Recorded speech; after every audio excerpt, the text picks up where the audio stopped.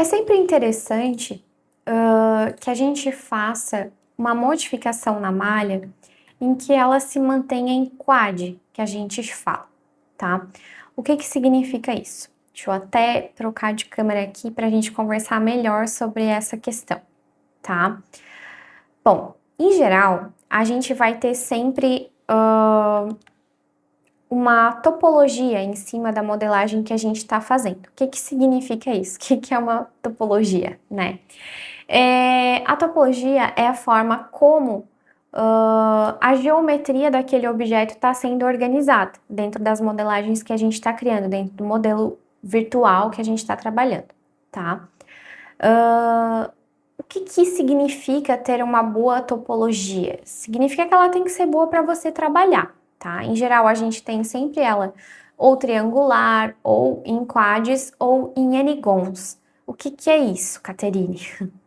Três lados são bases triangulares. Elas podem ter triângulos em vários formatos, mas elas vão ser sempre em três pontos, em três vértices grudadas. Em quads são as nossas preferidas, então elas são sempre em quatro pedacinhos, assim, tipo o que a gente tem aqui. Eu até vou trazer um edit poly aqui para nossa peça para vocês enxergarem. Então, isso daqui é um polígono quad, né? Ele tem quatro pontinhos aqui. Se eu, por exemplo, vim aqui pegar a minha ferramenta Cut e fazer um cortezinho desse vértice aqui até aqui, ó, eu tenho faces que são triangulares a partir de agora. Então, eu tenho três pontas aqui. Isso daqui não é tão interessante para controlar uma malha, no caso do que a gente trabalha aqui, tá? Então, até vou dar um Ctrl Z aqui para não afetar. Vou tirar esse Edit Poly, que a gente trouxe ele só para ver esse detalhe aqui agora. Mas, o que eu quero falar para vocês? Beleza, depois da triangular da quad, a gente tem os chamados n-gons, ou seja, são faces formadas por 5 lados. Elas não têm 4, elas têm um a mais. E aí, o que acontece? Quando a gente tem essa versão de polígono, no caso, o computador ele não consegue entender muito bem, ele precisa calcular de alguma maneira, criar subdivisões, porque ele entende sempre triângulo ou quad, muito mais fácil, tá? Então a gente evita ao máximo possível chegar em uma face que tenha 5 lados ou mais, a gente sempre tenta resolver ela, tá? Por quê? Porque quanto mais limpa, quanto mais bem organizada a malha for, a topologia dessa peça que a gente está trabalhando, mais fácil vai ser editar aquele modelo. E aí, a gente vai ter ajustes mais previsíveis, ajustes que a gente pode alterar a malha aqui, por isso que a gente cria às vezes subdivisões, a gente vai trabalhando ela dessa maneira. E agora eu preciso explicar para vocês os porquês, né? Por que que é importante? No nosso caso, não é uma modelagem direcionada para gráficos de jogos ou coisas nesse sentido.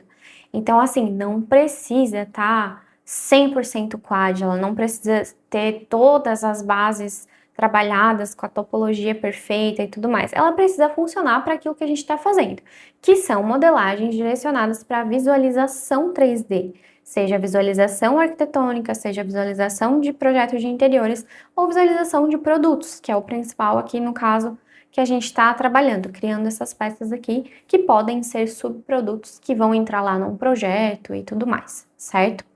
Então, quando a gente tem uma malha mais limpa, mais bem organizada, a gente evita dores de cabeça, a gente evita sombras incorretas, a gente evita deformações estranhas, vértices repuxados, coisas diferentes, comportamentos que não são tão bons em relação a isso. E a gente tem uma suavização das bordas muito mais interessante se tratando da visualização 3D, tá? Ou seja, das ilustrações, da renderização, tá?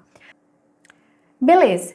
Para o nosso caso, como a gente não está trabalhando com os gráficos, jogos, animações ou coisas nesse sentido, ou seja, a gente não vai animar as pernas dessa banqueta, ela não tem que estar 100% quad, ela não tem que estar 100% top de linha. Mas nesse caso dessa modelagem, eu acho que vale a pena mostrar para vocês, porque não é uma modelagem muito complexa, é uma modelagem relativamente simples, e quanto mais a gente treina isso, mais automático fica. Então, melhorar a topologia da malha, no caso dessa modelagem, é essencial para a gente trabalhar com esses deformadores ali, por exemplo, o FFD, os control points ali, como a gente vai mexer. Mas, o que que acontece? Quando a gente está trabalhando direcionado para produto, design de interiores, coisas nesse sentido, a gente acaba dando uma prioridade maior para a modelagem mais limpa, com menos polígonos e tudo mais, para ficar até mais leve nesse sentido, do que a quad perfeita, linda, maravilhosa. No caso de produtos, a gente trabalha um pouco mais na topologia da malha, que é o caso dessa peça aqui em específico,